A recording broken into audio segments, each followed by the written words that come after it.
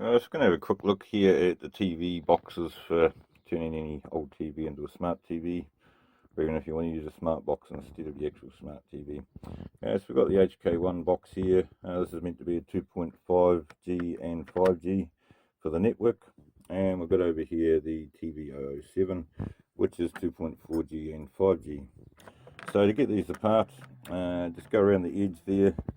You'll find the wee on the plastic bit. And initially I'm using a knife. I don't advise using a knife. If you slip, you're going to cut yourself.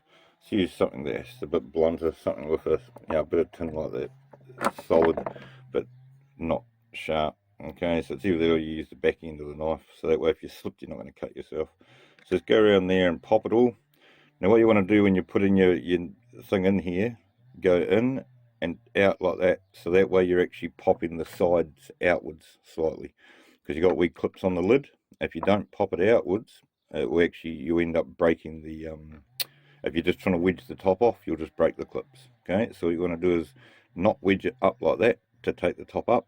You want to wedge it outwards, just pop it outwards so that way the clips come off. Okay, so I've gone around and done this. So let's have a look inside here. What do we got? Okay, so straight off the bat, this is advertised as 2G and 5G, and it does have the settings within it when you're actually plugged into your TV or monitor. But as you can see here, that aerial, let's get it up here on the magnifier, see what we're dealing with here.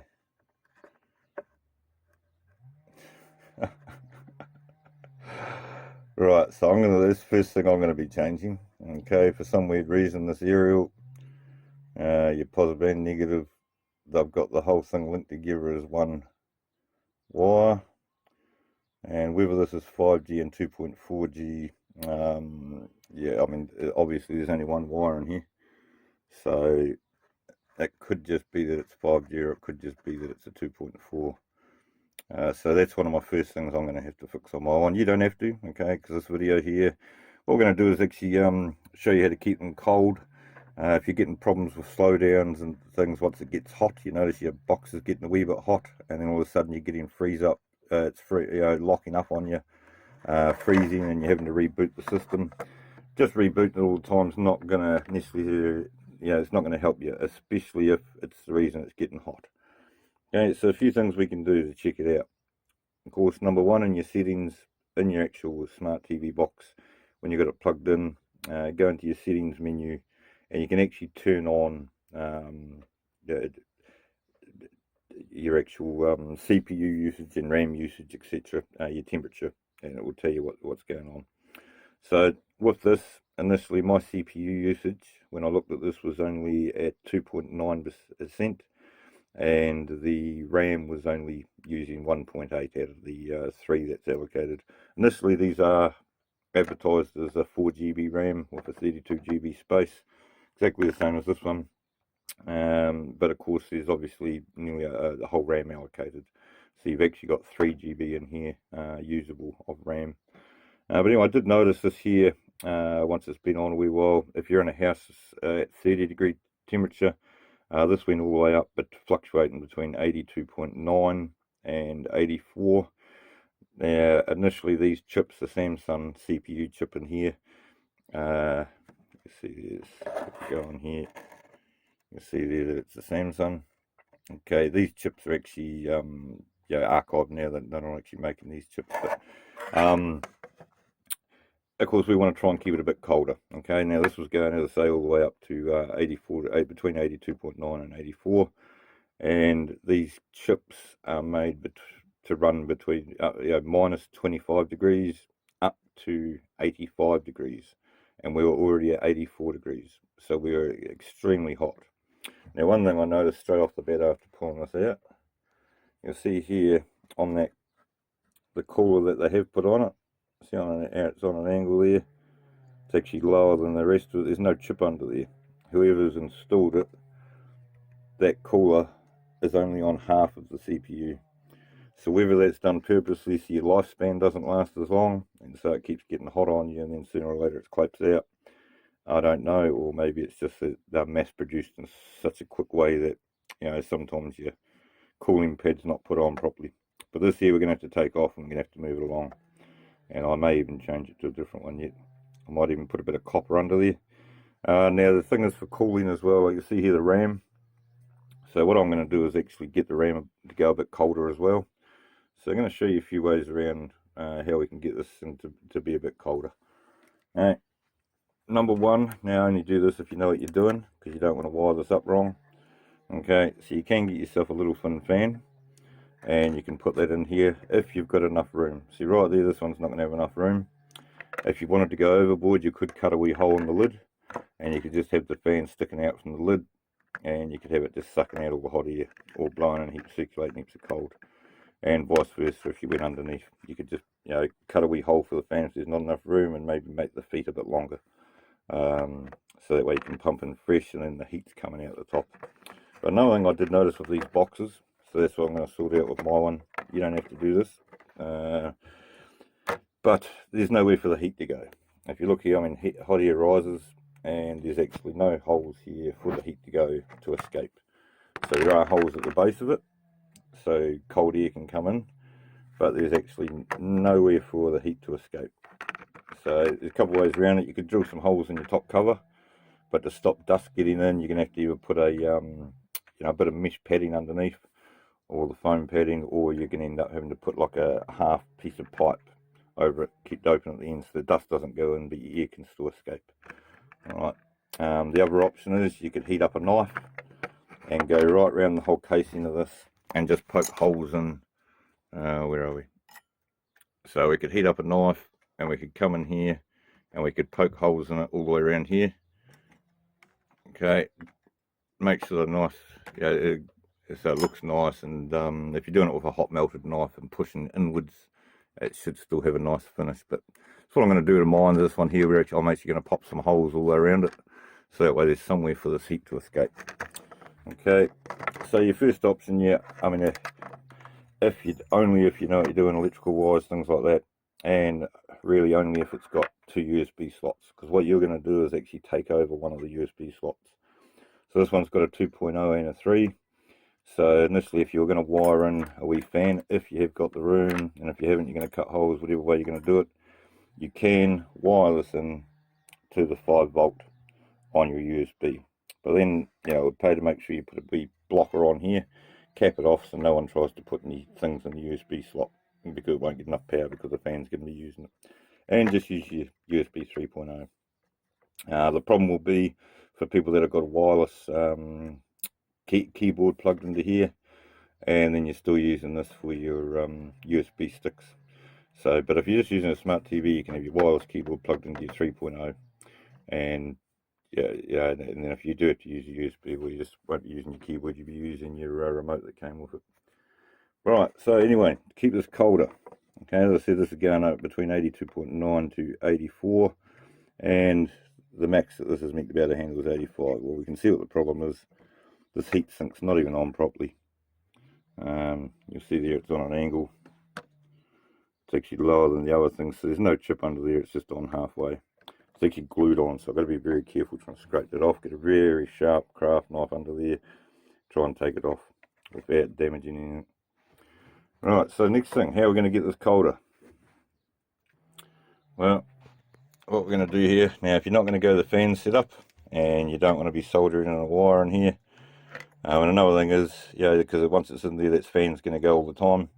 So if you wanted, you could wire a switch, so that way you've got a little switch sticking out. You've got enough room here to wire a switch sticking out the side here somewhere, or a wee switch on the lid, so you could actually have control of that fan each time it gets too hot. But if you haven't got room for a fan to fit in, and a lot of these TV boxes do not have room for a fan, the next option, we just need to make some more heat sinks. Okay, now my main thing, I want to get this RAM cooled down, so we're going to use some CPU paste. And of course this heatsink's coming off. We're going to CPU paste that whole CPU there, and then all the RAM's going to get some paste put on it.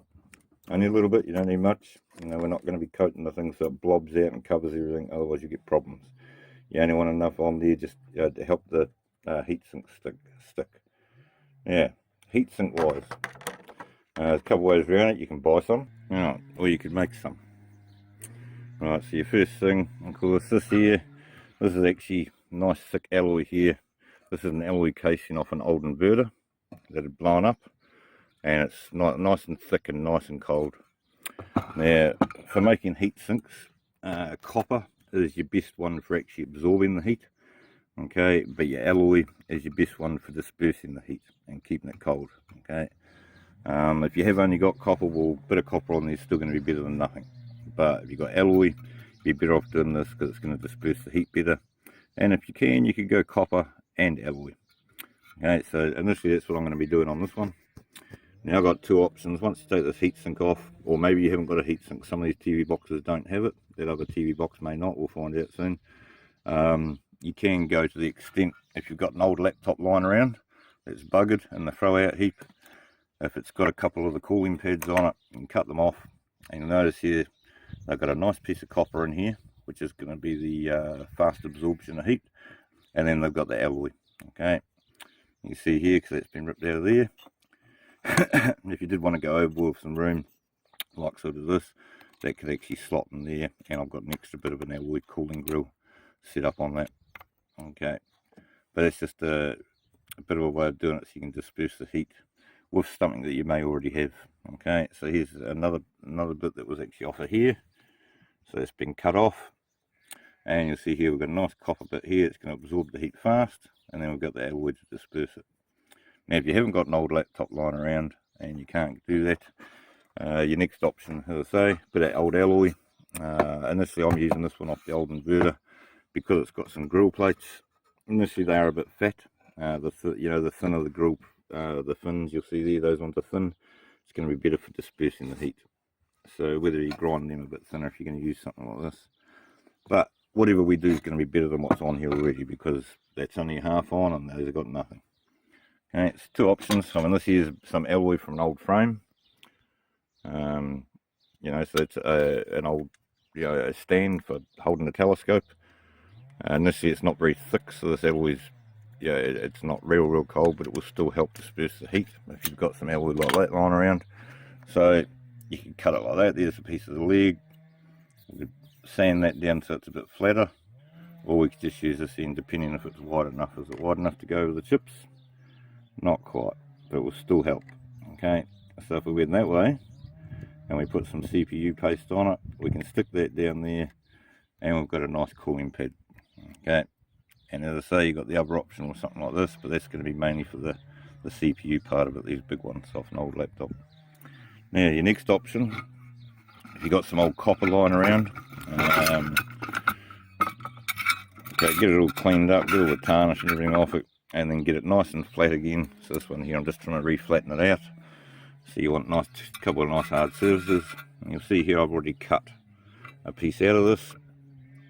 Okay, so this is going to be sitting on top of my RAM once the CPU paste is put on. Okay, so we could just go like that and put that straight on without any copper, and it's going to be a lot better than what it's already had. Okay, it's going to disperse it, but what I'm going to do is I'm actually going to go copper with the alloy. So I'm going to have a piece of copper going right across here. Just going to trim this up a bit. That'll be put down with a bit of paste, and in the likes of this, I'm actually going to be sticking that with a bit of glue paste as well, cooling paste, I should say. So this one's actually going to be a copper and or alloy one. That's just to get the heat in fast, and then the alloy is going to disperse it. Okay. And then I'll let you know, temperature wise, as I said, this is fluctuating between 82.9 and 84. So once we've done all this, we'll do another test, heat the house up to 30 degrees, and then I'll get this cranked up, put a movie on, and see if we've got it running a bit of a lower temperature. Next thing we want to do is actually undo this and just check under here, just to see if there's any more RAM chips under here, or any other parts of the CPU. Alright, so I've uplifted that up out of there, and just do be careful when you're pulling these out. Take note, because a lot of these, the connections are actually slotted into the plastic bit, so you're going to be lifting it from the other end first and then sliding out. Okay, so anyway, as you can see here, we'll flip this upside down, and we've got some more RAM chips there. Okay, so we're going to be able to put a cooling pad on that as well. Initially it's going to have to be a very thin one, so even just putting some CPU paste on here with my thin bit of copper that's going to help it, because I haven't actually got any thin alloy. Because you'll see here the height on these, yeah, we don't have enough height. Okay, so it's not actually going to be enough height to be able to put in some cooling rings. But as I say, if you do another setup with fans and that, you could actually cut this completely out. Your fan's going to sit in there and just make the legs a wee bit higher. Alright, so having a close look at this. Okay, well, straight off the bat, we're definitely going to put something to cool them down. You see here, it's actually a good thing we've pulled it apart. This is brand new, literally just arrived last week. And you'll see here, this has actually got moisture tarnish on here already corrosion going on. And this is brand new. So where it's got moisture through carton from whatever countries it's come to, who knows, but we're going to have to deal to that. And that there, just use a bit of alcohol, alcohol cleaner just to quickly wipe that clean and get it off of there. Right, so I'm going to go make a couple copper bits for this. You could just make one big long one, but here initially I'm actually going to put one on here and then one on here to cover these two. So we haven't got much room, so that's just going to be done with the thin bit of copper. Got no choice. So the problem is on the top we're going to have some alloy to disperse it here better. Here we're not going to have, it's not going to be so much, but we're still going to be able to get these temperatures down. Alright, so I'll get on to that, get that done, I'll show you the end result. And this here is meant to be the 905S that's set up this in it. It's meant to have the yeah, it's got a inbuilt graphics card with it, as well as the RAM, as well as the CPU. So one lot of these will be CPUs, another lot RAM, a lot another one GPU. But anyway, we're going to get into this, get these covered up. Right, just quickly having a look at the corrosion here under the microscope. So this is from brand new, so it's lucky we have actually pulled this apart to have a quick look at it.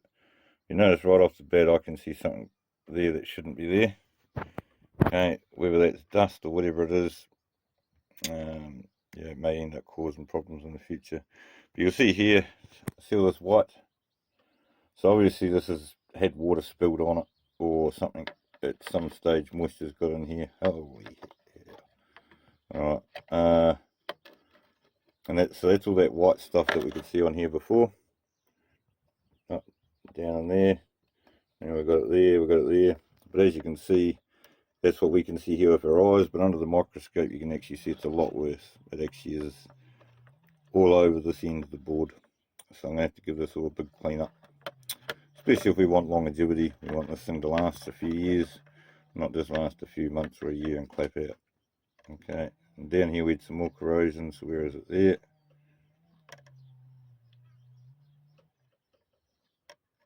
Okay. Yeah, so we're going to clean all that off. As I say, just use a bit of an alcohol wash and the old toothbrush to give it a clean up.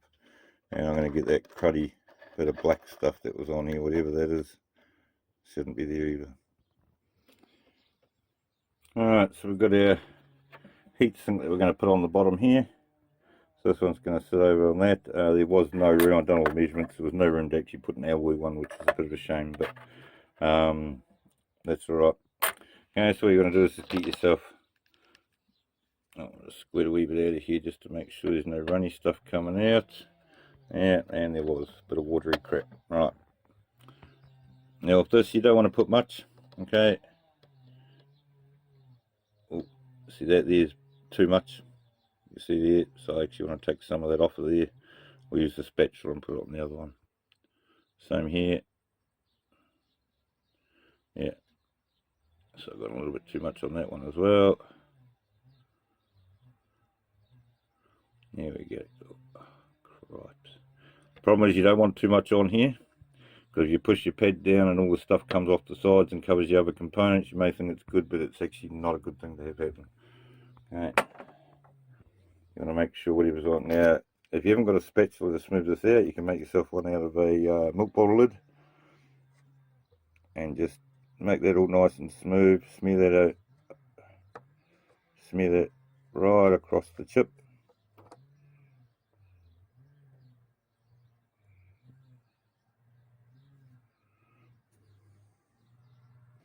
Alright, so we've got that smeared across. Make sure it's nice and evenly done. Now we're just going to press that down on. Alright, so just gone around, drilled some holes. Now if you're worried about dust, you can put a bit of foam, a slight mesh in here, just glue it in from side end to end. Stop dust getting in. But we've done it on the side instead of the top. Just so that way there's somewhere for this heat to escape. So, I mean, it is going to make a difference. If you don't want to drill holes in your thing, that's understandable. Just put in the extra heat sinks that we've done. It's going to make a world of difference. But the way I see it, you know, you can put heat sinks on things and all that, but what's the point if you've got nowhere for the heat to escape? So we've just given it some spots for the heat to escape all the way around it. We've got holes everywhere. I have noticed too, if anybody loves doing their LED things and lighting things up, even though this is a black case, hold it up to the light, she's actually completely blue.